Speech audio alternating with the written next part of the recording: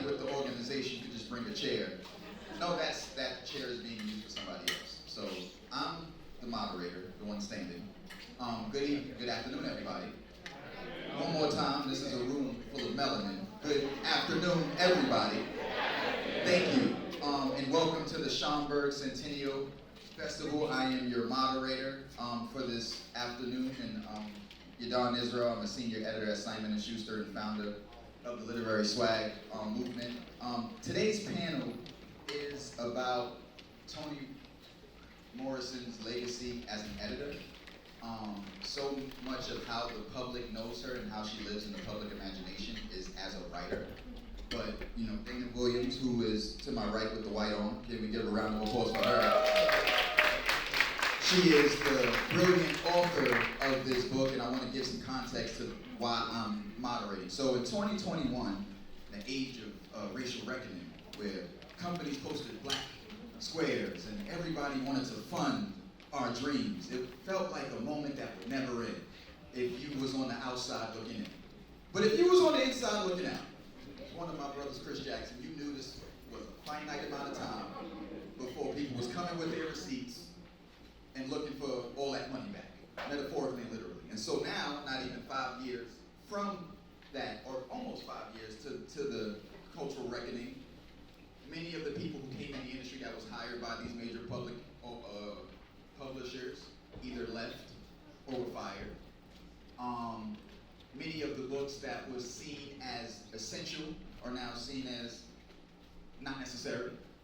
And we have an active, political regime that's banning the ideas, the ideologies, the things that enable us to challenge and interrogate institutional status quo are getting banned from libraries, getting banned from curriculums. So we stand here at a precipice of a cultural moment where so much of the work that everyone up here does from a broader, quote-unquote, mainstream culture is seen as unnecessary, but everybody up here understands the necessity of the kind of work we do.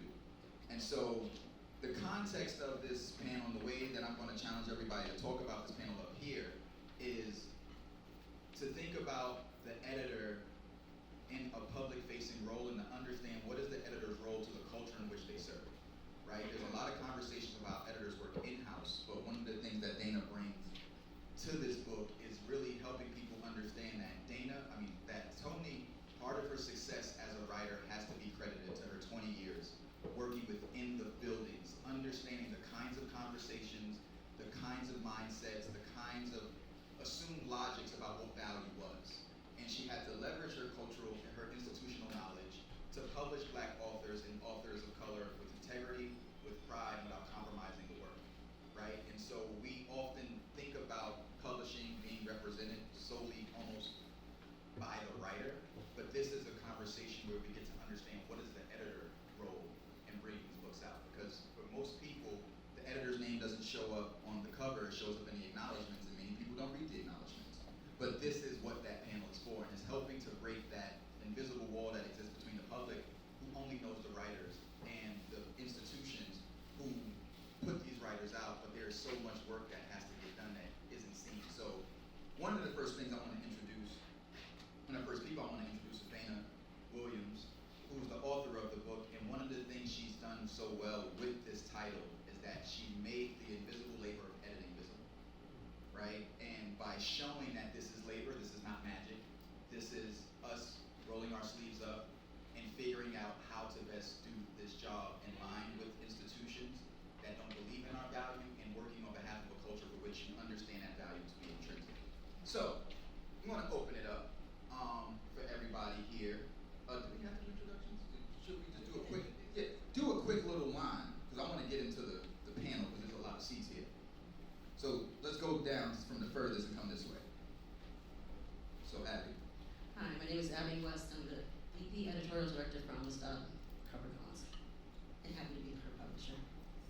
Thank you, Abby. Hi, everybody. I'm Dana Williams, and very happy to say author of Toni at Random. I am Professor of African American Literature and Dean of the Graduate School at Howard.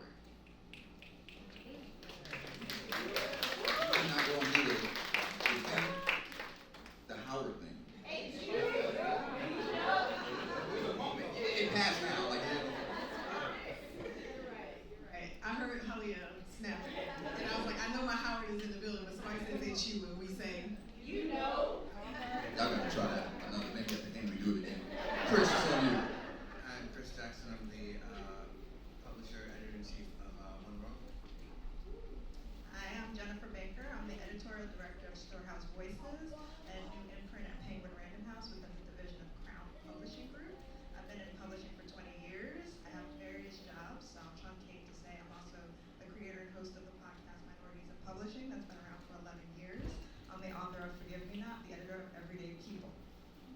All right. So I'm going to start this with you, Dana. Coming into this project, what for you was illuminated in doing this research on Toni as an editor that her writing did not get to?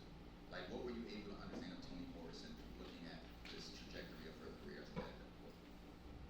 I appreciate the question. One of the things that came to mind most immediately is her expectation of excellence that translated from the writers to her as a writer. And I think that was present for her anyway. She knew what she wanted to do. But as she edited other people, she got a little bit closer every time to what it was that she was trying to achieve. So fewer people know about Leon Forrest, the first Black male novelist that she edited, but she marveled at, like, when I was trying to figure out what to do with a sermon, like, I knew to go to Leon Forrest because he could get me to how to do a sermon in literature. If I'm trying to work on a character and I need the narrative to move swiftly, I gotta just spend some time with Toni K. Bambara. And like one of the favorite things or interesting things I remember reading in the archive, one of the notes that she wrote to her editor as she was thinking about publishing or trying to publish, or had made the decision she was going to publish Gail Jones, is the way that she narrated it talking. She said, I have read these manuscripts and I'm green with envy. So the notion of not being alone, having a whole community of people to write with and to be in conversation with, I think is something that I learned about her as editor that I didn't think about her as writer, because we think about, the isolation, we think about the work that she produces. There's this humility that you all know better than anybody that goes along with being an editor, because your name does not end up on the front page, but you walk away from it and you have this tremendous amount of pride because you have helped bring this thing into being.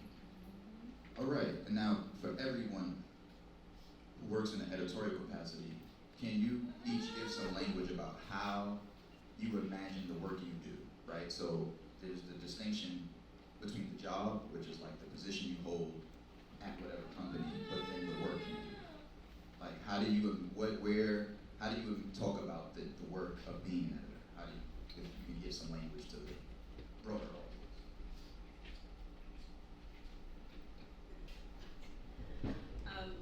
It's funny, I'm going to talk about the imagery, but I really do think of it as being like a steward. Your job is to help curate for the culture. You're standing as a bridge between art and commerce to some degree, but you have to really look at what is necessary for the conversation that we want to have the world to have, what is necessary for the culture to move forward, and who can help do that, either through nonfiction, through narrative nonfiction, through memoirs, or through fiction. And what kind of fiction? What is the way? I'm always thinking about the sneaky education of fiction, and how do I get a story or an idea, a concept, or something that I think is necessary for culture to be woven in for the people who are not going to pick it up as a history book, but they will enjoy and consume it as something that is just considered fun and entertainment. So it's curation and stewardship.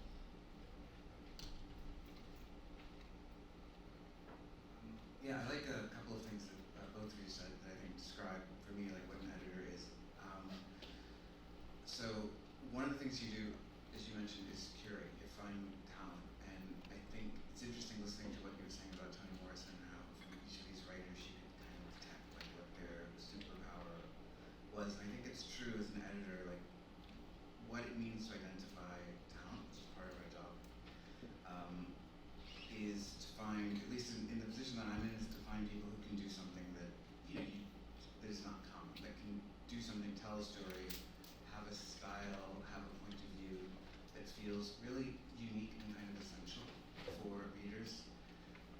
And then the other thing is thinking, so that first you kind of identify those writers, and you have to also think about, kind of like where the readers are, where the culture is and where it's going. It takes a long time to write a book, so you have to anticipate kind of what people will need, or you find the things that people always need, thinking at 1 or 2 or 3 or 5 years ahead, depending on how long your writers take to write their books.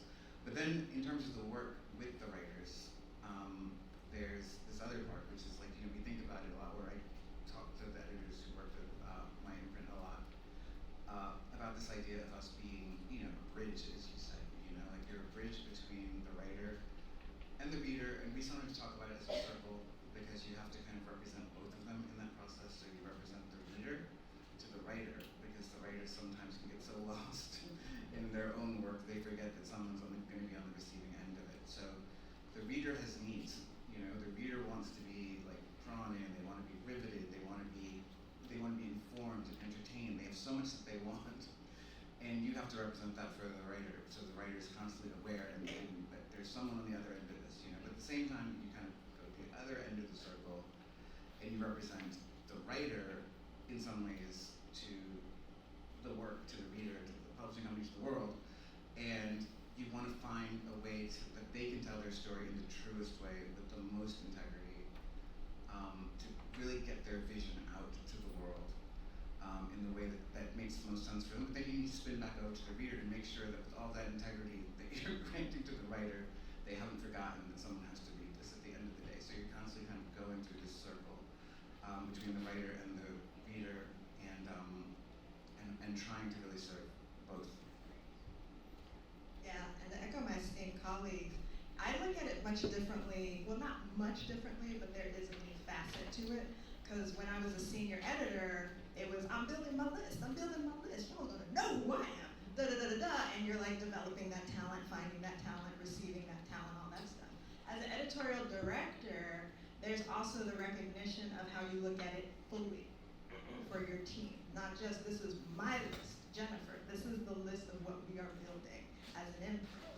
And so you have to take that into conversation, and when you have conversations with the higher ups, you are recognizing the ways in which your branding is looking, because it's a multifaceted thing to what Abby and Chris have said. It is like you're talking to folks internally, you're talking to the writer, you're talking to the agent if they have an agent, you're thinking about them as a reader. I approach authors and say, I am your reader, and so in even my editorial comments, I'm like, as a reader, this is how I am experiencing this book. I don't aim to come in with this hierarchical, like, you need to change it doesn't like me. And sometimes it's funny because the authors are like, oh, well, this is a lot. And I'm like, now I'm going to show them the book. And be like, you know what Toni Morrison said to so-and-so? I'm like actually much calmer or easier, because it's not that Toni was harsh. It was that she's being very direct in a way that I think some of us tend to soften, recognizing that this is your first experience in artistry, and artistry tied to commerce, artistry tied to a lot of facets.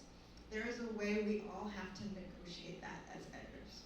I was gonna, on the subject of negotiation, so much of what you've been able to capture and communicate in the book is the various negotiations that Toni had to make within the building to make sure those books went out as close to the intention as possible, while also educating authors who were frankly distrustful towards these institutions. What for you in doing, how were you able to, I guess, how long did it take for you to capture that nuance that she was navigating? And in your writing of it, what do you want to come through the most when people read this book in regards to that negotiation? Yeah. Two examples come to mind immediately. The Angela Davis one being the first one, where in this instance there's a deal struck between Random House and Bantam about the book, and it's at the time where kind of memoirs that are salacious are everywhere now. But then they were not. So they were just coming to the fore of people's imagination, so they were really trying to push the Davis biography as like a tell-all sex book about stuff. And Angela Davis, of course, is saying, no, that's not the kind of book that I want to write. I don't want to write a book at all. So Morrison has to negotiate with Davis and team first, build trust, which is so important, I think, one of the things that comes across. But then she also has to work with the internal team, particularly the Bantam people who have made a whole bunch of money on the Hollywood narrative becoming something that book readers want. So she has to go to them, and she doesn't do it as, euphemistically. She says, I find this report wholly useless. Yeah, the report, the report on the draft of the book, she's like, I find this wholly useless. It would be really cute if Angela Davis was like Jane Fonda, but she's not. So there's plenty of shade, plenty of signifying, where she's just holding, no pun challenges. So the negotiation with the team, like, you have to trust me, this book is going to work the way that I want it to work. That is one of the examples. The other one is with June Jordan, where Random House doesn't want to publish any poetry. Poetry ain't gonna make them no money, but she wants to, she's trying to figure out, like, how do I bring writers who I want to hear onto my list, especially a Black woman writer who didn't have a publisher at the time, and she wasn't interested in stealing people away from their publishers, but trying to make sure that they got good deals as well. Because everybody wasn't getting good deals, so she's like, I'm gonna look out for you. And then they have this back and forth because June Jordan is impatient and has had a bad experience with a publisher, and she and Morrison don't have as good of a relationship as they eventually come to have, and so she basically says, she has her lawyer tell Morrison, send my manuscript back. And Morrison's like, well, if you had told me that we were needed to be in a hurry, I probably could have done something a little different, but I didn't know, so I'll make sure that you get it back. I love the word good luck. And then they go with the back and forth to the point where they can actually begin to have this working relationship. But it wasn't always like a really smooth, I love my editor, I love my author. It was, all right, now that this relationship has been christened with at least one argument, we can get on about the business of doing the work. And that happened consistently. Yeah. For anybody else, I mean, everyone here, I'll go first because I think that this is a way to like make it a safe space. But if there's any low stakes negotiation you had to make on behalf of the success of the book that you're willing to speak to, and when I talk about negotiations, it's things that you know sometimes the writer doesn't understand, that can feel sometimes counterintuitive to how you might think of what success looks like, but you realize it's necessary. So for context, my first acquisition at Simon & Schuster was a short story collection called Temple Folk by Aliyah Bilal. It's a short story collection about Black Muslims.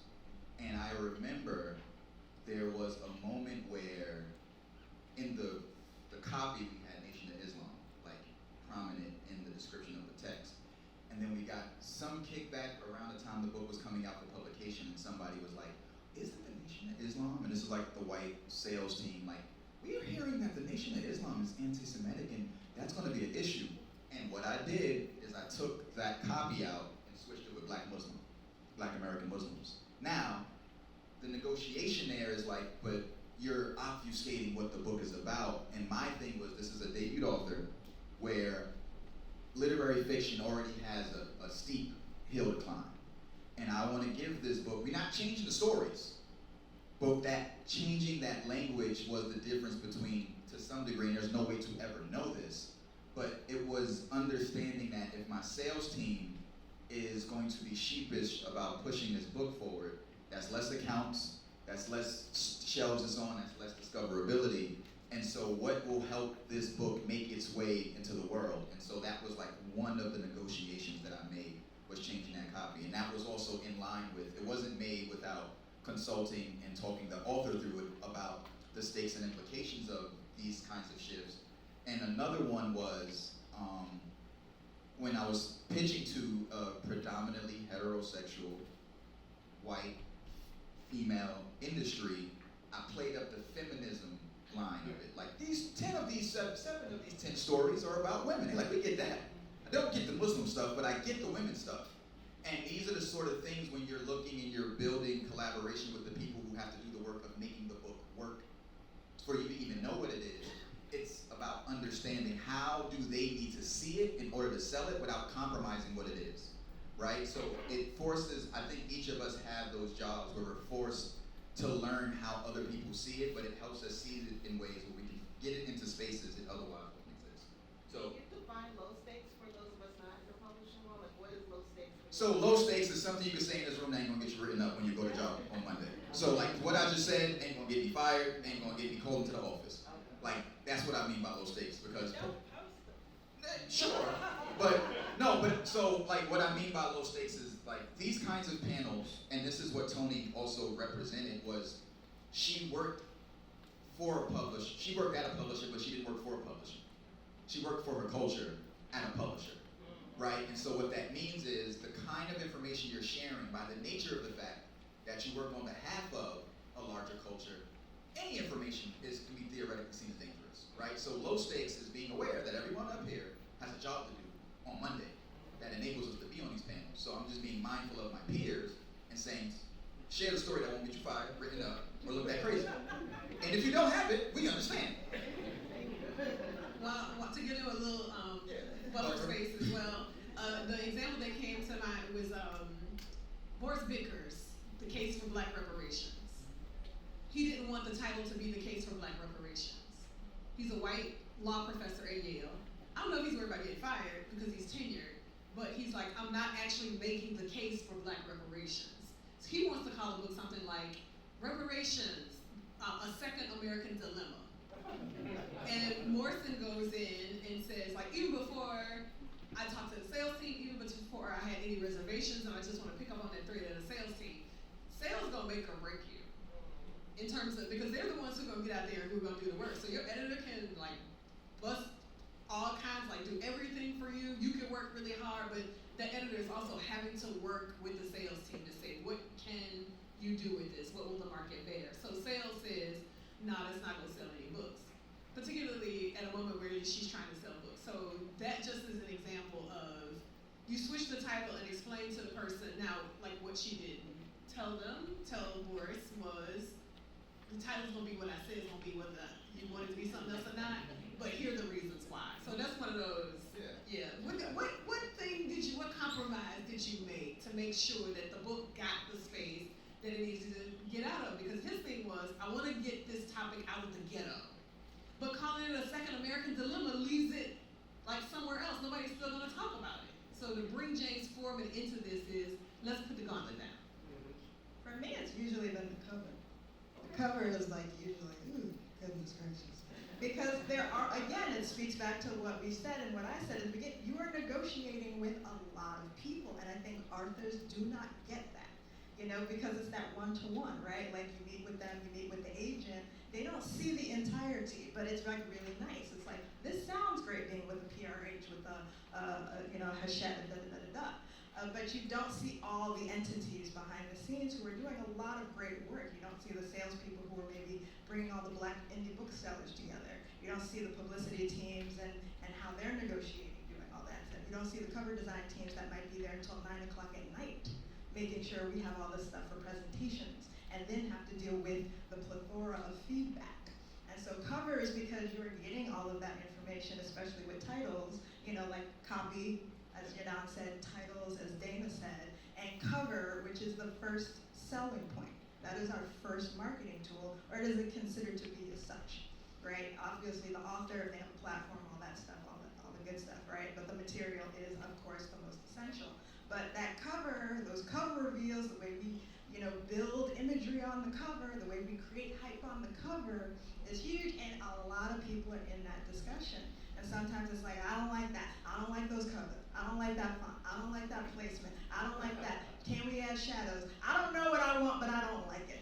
You know what I mean? And then you're in those conversations, and you're really kind of like trying to decipher what folks mean when they may not be able to articulate it, and especially if you're doing something for young readers, and it's really important to put people of color on it. And those kind of conversations of like, well, maybe we don't want to put people of color on this thing, but maybe we want to put this kind of obscure object that kind of relates to it. And then you're like, well, now it feels too scholarly. Are people going to want that? Is it tradey? This doesn't feel tradey. This feels like nonfiction. That doesn't feel like, it feels literary, that's commercial. Put da-da-da-da-da. Make it, if you have two boys, you know, if you have a boy and a girl and they're brother and sister, people might think they're a couple. So maybe we can't put the brother and sister. These are the conversations your editor are having. You sound like you just had this meeting yesterday. I'm having it soon. Like, oh my God. Triggered.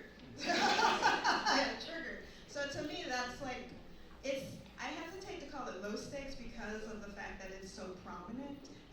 But at the same time, it is one of those that it feels like that's a round robin that you're in over and over and over again because you are working with your team and you want your team to trust you.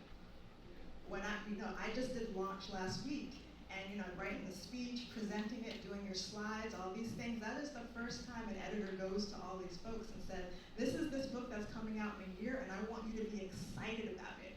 And then from after that, your whole team reiterates what you said and adds more and more and more and more.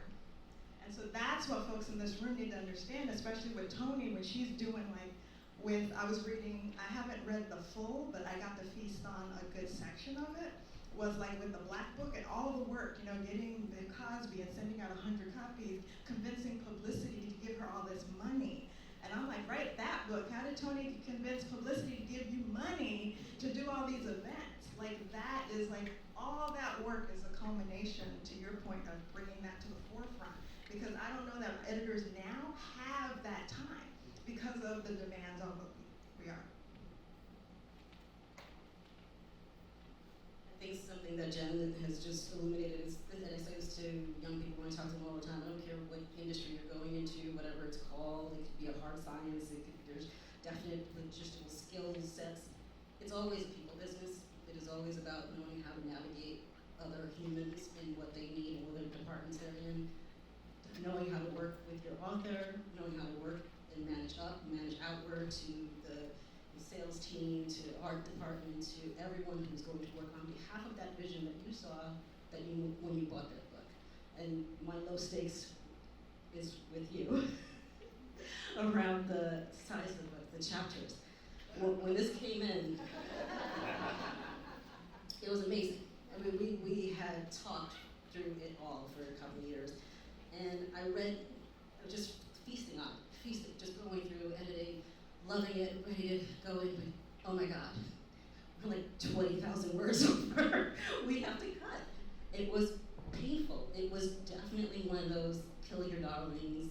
I don't want to do this, but we have to because it is a trade book, because we want it to sell, because it's not going just into a library, it's not just an academic book. It has to have a certain size and length and way that it reads for us to be having this conversation right here. It had to be cut. And while she had a moment, I was able to do that because I built trust with her from the moment I went out to see her talk about this book.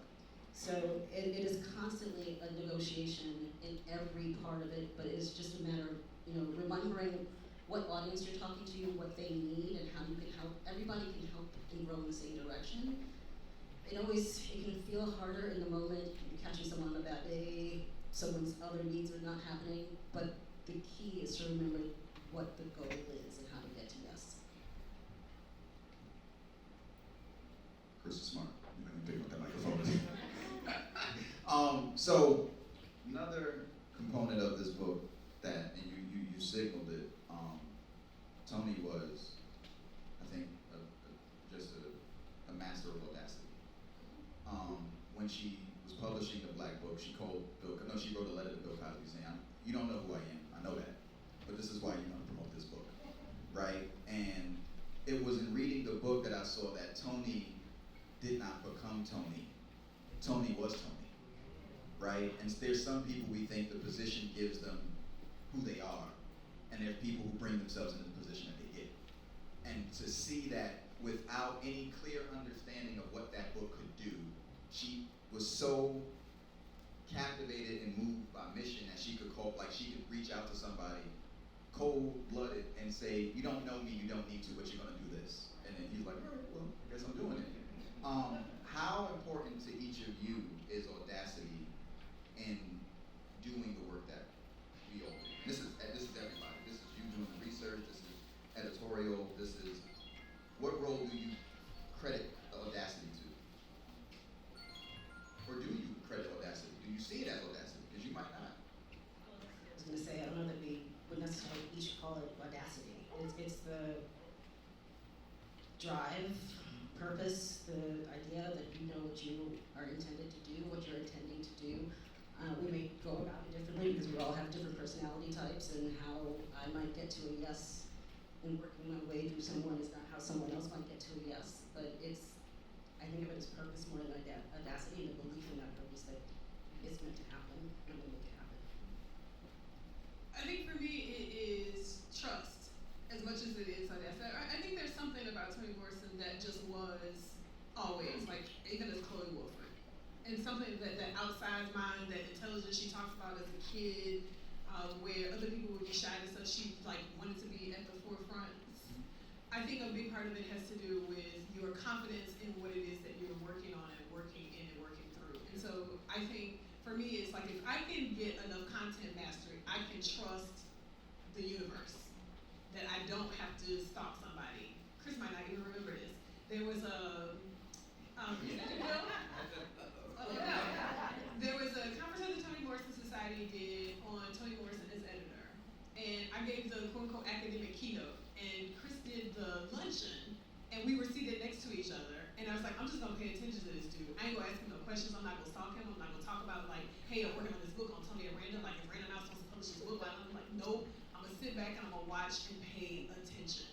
So for me, the audacity is, I trust the universe is gonna have me. And see, and just to see what happens and how it works itself out. I like that reframing from audacious to trust, because audacious also comes out this notion that you don't deserve what it doesn't belong to you, whereas trust is rooted in it. With his mind, it's going to come. So I like that. So for the last two, Chris, you got to kind of answer this one. What role does trust play into your work as an editor and as a publisher? All right, so no, trust is, I think, really the most essential thing in working with writers, and it starts from the time you first encounter or meet the writer, or pitch yourself to the writer, or the writer pitches themselves to you. That you have to have like an alignment, because particularly for the kind of books that I think probably all of us do to some degree, they can be. Thank you. They can be really challenging to do. First of all, if it's someone telling their own story, if there's a personal narrative element to it, they have to trust that you will treat that with care. I think one of the really difficult things when people are telling their own stories is the real story is always like several layers beneath the story that they want to tell or that they're accustomed to telling, and you have to be able to like go into that with them, and they have to believe that you're doing it with a desire to like really understand. And again, like go back to like the idea of integrity, like you care about the integrity of the story they're telling as much as they do, and then you can get so much out of a writer if they trust you. And then I think, I do a lot of books that are, have like some kind of politics to them, and we have to go out into the world together, and a lot of times there's a lot of incoming fire on these authors, whether it's like Ta-Nehisi Coates writing about Palestine, or Nicole Hannah-Jones, who gets like incredible amounts of hate and attack and contend you. I publish, like all of these people are vulnerable to not just like a bad review, but to like death threats and all kinds of things. I published a book about a year and a half ago by a young girl who was a Palestinian girl who had been arrested by the Israeli government, and on October 7th she was like rounded up, arrested, accused of like anti-Semitism. And she was like, there's just false charges, in fact there weren't real charges. And if I hadn't had the experience of trust in her, and she had the experience of trust in me, then when you get into the really dire situation where as a publisher you're trying to rally human rights organizations to get your writer released from a secret prison in Israel, and you have to trust that they have been honest and truthful to you, and they have to trust that by putting that work out, you have their back. And part of having their back is making sure the book is as good as it can possibly be, and as truthful and as rigorous as it can possibly be. But it all has to do with trust. Trust is bound up in all of that. And it goes from like if you're working with a celebrity, or working with like a first-time writer, working with a girl in Palestine, or someone in whatever. Like it's they have to trust you to like reveal what they have to reveal, put themselves out there, but they have to put themselves out there as an author. Yeah, and I echo what Chris said, especially because in those times of, there's an intense vulnerability, as you know, right? And as anyone who here as an artist knows as well, of when you put yourself out there and what that response may be that you have no control over.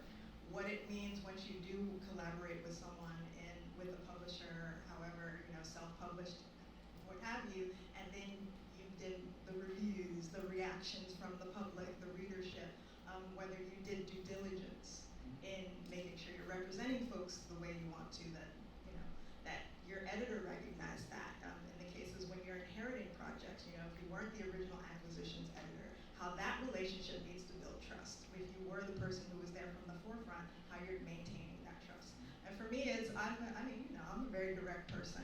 And I'm direct because I'm like, I want you to know as much as possible.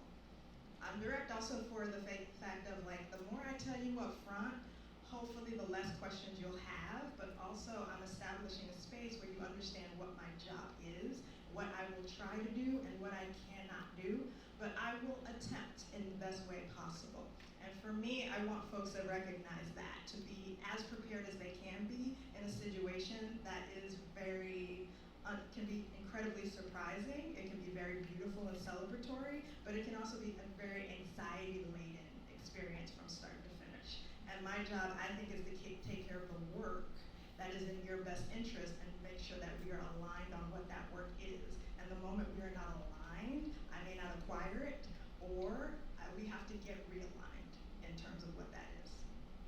So, I think what I'm gonna end it before I open to the Q&A, because I'm pretty sure people have questions. Get to that quickly. Last question. When you think about one of those famous quotes, I mean, it was in her documentary. She said it several times, but it was in when the Black Power movement was going on. She felt in some ways inadequate because she wasn't on the streets marching. But she said, you know what? I'm going to march. I'm going to write from my desk, and I'm going to publish the voices that are doing it. Where we are constantly in these cycles. I don't want to say we're in this unprecedented moment because my eyes roll. Never before. It's like any student history is like again, right? Like, what enables each of you to continue to stay at your desk when the temptation is to leave it?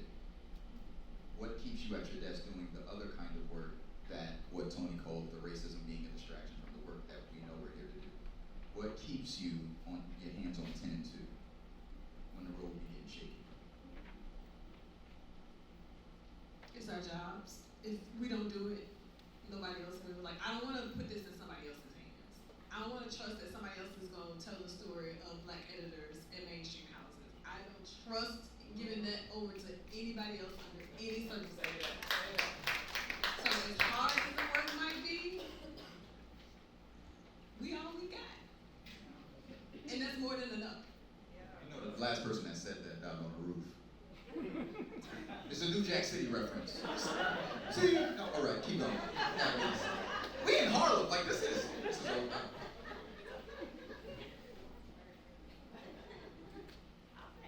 I do both, because I feel like I can find the space to do both. I can find the space, having worked in nonprofit, having worked with others, creating my own spaces to inform, to be present, to be accessible, but also establish boundaries. Like, I can be at my desk as writer, I can be at my desk as editor, and I can be in the streets. And so that's something I think is also tantamount to what us as individuals want to do. Like, if we want to do all of that and hold space and also protect our mind, body, and soul, not be like, I need to do everything and wear myself out to the point I cannot service anybody, let alone myself. I do not advertise for, advocate for that. But I do advocate for the fact of like what us as individuals do might be like very rooted in the page and how we bring community together through that. Or it can be like how we do that through the page and how we continue to gather. Because if you also look at one of my favorite publishers, Haymarket Books, they do both. They're publishing the activists, they're publishing all this stuff, and they're educating through books, and they're working on the ground to do this work too. So you don't have to choose one, but you do need to do what's best for you. Yeah. Okay. And just quickly, I think that there's no real distinction between like, kind of take Toni Morrison's sort of the front line can be anywhere. In fact, I was talking to a writer just yesterday who was literally on the front lines in Los Angeles. She's a human rights lawyer and has been working with immigrants and all that. She was in LA. She was marching. She saw a man in the, there was a police sort of, surrounding the march, and someone actually literally aimed a gun at her, and she had someone who had like suffered from police violence in the past and in other marches and things that she participated in.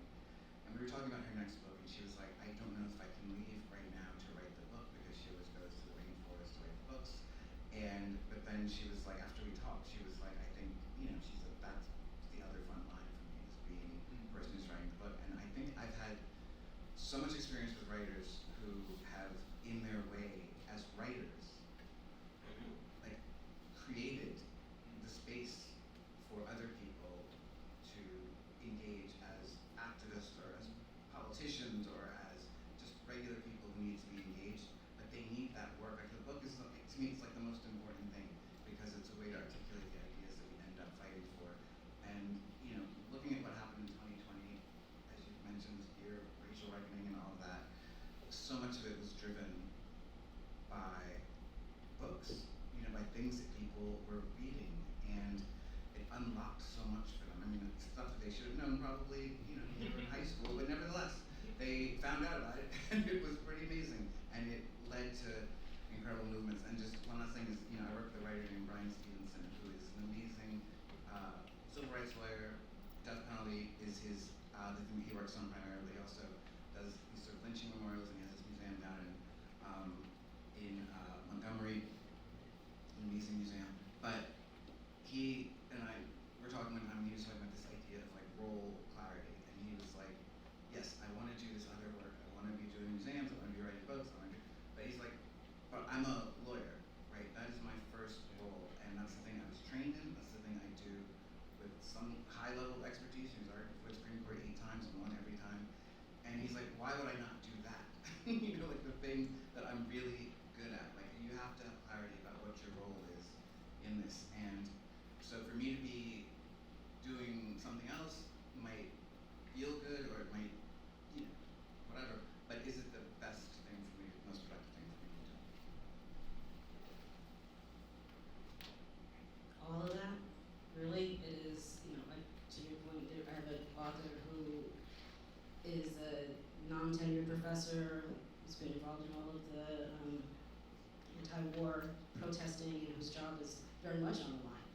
His book, if I weren't in the seat, I don't know that his book would be coming out. Like, this is where I need to be able to do the kind of activism or infuse the world with ideas that I know are necessary, so.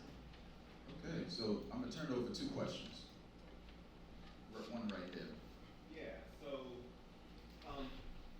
you know, when an author, what is your advice for an author when they realize that there's a misalignment between their editor and the publisher themselves? I imagine, and I to preface this question, right, I run into this with white editors, right, and publishers, so I imagine that it's not like a foreign experience for black editors. So, like, where does, you know, what is your advice for the writer when that occurs? You know, how many of you are writers in here? Raise your hand. Okay. How many of y'all have a subscription to Publishers Marketplace? The writers. How many of y'all know what Publishers Marketplace is? Okay. How many of y'all read the acknowledgments? The reason why I'm asking these questions is because it's my understanding and my sort of burgeoning career. I've been in publishing for 4 years. How little research the writers do themselves about the agents and the editors that they end up either being represented or acquired by. That's just my experience.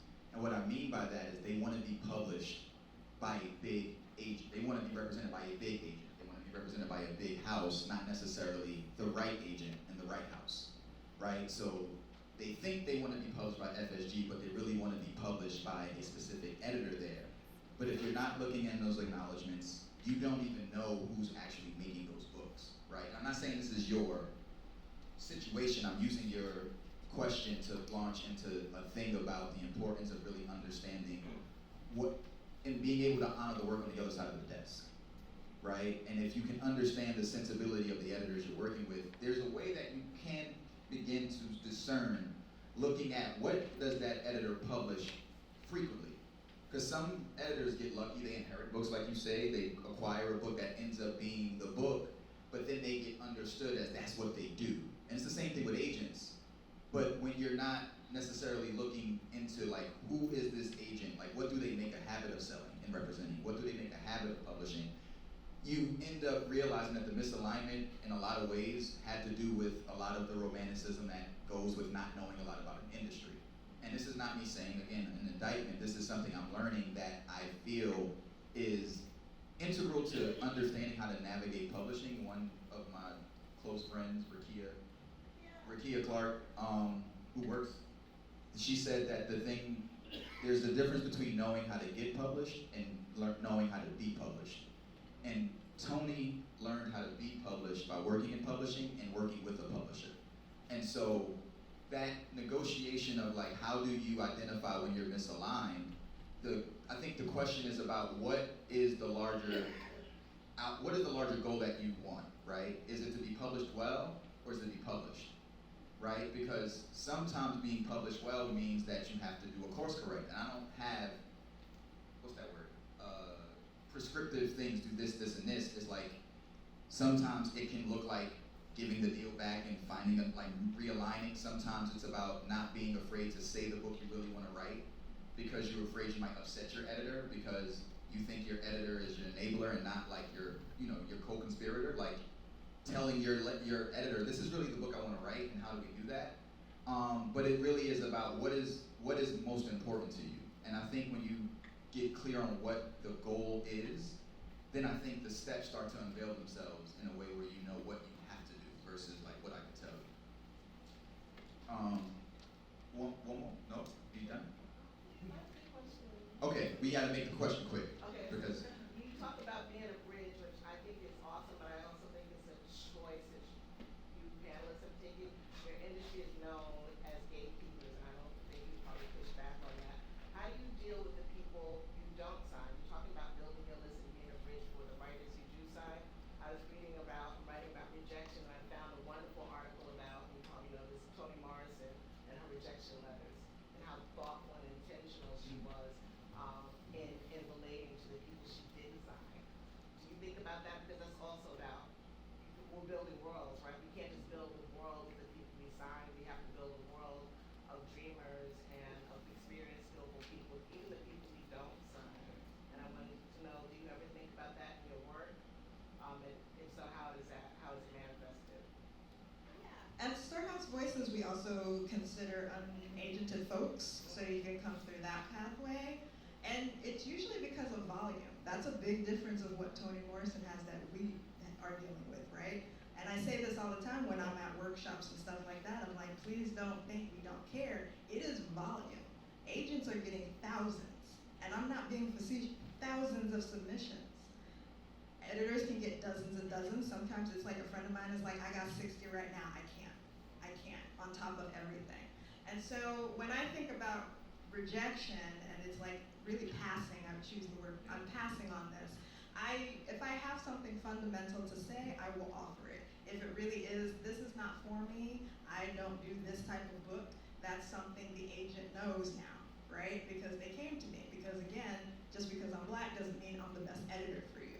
And I think that's also a reality check, right? It's like, just because you do this doesn't mean I'm the best. If I do romance, doesn't mean I'm the best romance editor. And so that's like, goes back to what Yahdon was saying of doing that research, of understanding the person and the level of acquisitions. And so if there's something tangible for me to say that I can offer, I absolutely offer it. If there's not something tangible, if it's problematic, I have to choose my words carefully in a lot of ways too, in which case I might not choose them. I may just say this is the past. And so that's how I handle it with regards to volume, but I think it is a great question for us to also consider. all right, so we're gonna wrap up, but before we leave, I want to leave y'all with a quote and a call to action, right? So in the entry, first chapter, Toni talks to a room just like this, and she calls this work, this is our work, and if we do nothing more than to continue to build 1, 2, or 3 coherent, cohesive networks that exist among all the people in the industry that contribute in some way to the publishing of Black work, it must be done. There are no quick, fast solutions to the unbelievable economic situation, to the vestiges of racism.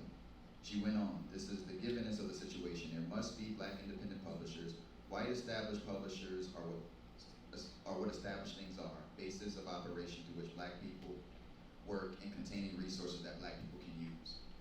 When you're talking about this being our work, one of the other things that has to be really understood is that we are able to keep our jobs by the people who sit on the other side of these desk buying the books. I cannot understate that enough, like overstate that enough. That we talk about wanting to see certain books, and everyone's up here is working to get those books published and put them in the stores. And my hope is at this Centennial, each of you buy at least, if nothing else, one of these books, because that book being bought opens a world for other worlds to enter. And so, if you're thinking about this work as like we're the gatekeepers, in so many ways the consumer is the gatekeeper as well. Because when we fight for these books and they only sell 500 copies, we have to hear, well, that book doesn't have an audience. So when you're trying to build on top of traditions and you don't have the economics to tell that story, these books are existing and they are going out in the world, and that's why like it's important for each of you to understand that a part of the power that you all have in your consumption is deciding what book do I buy. The same way we decide what we want our list to look like, what do you want your shelves to look like? Who do you want on your shelves? And every time you put an author on your shelf, you are voting in a direction of the kind of world you want. So please think about that the next time you buy a book, and please buy Dana A. Williams' Toni at Random, because this is a brilliant book. It's on Tuesday. All right, so we gotta leave, right?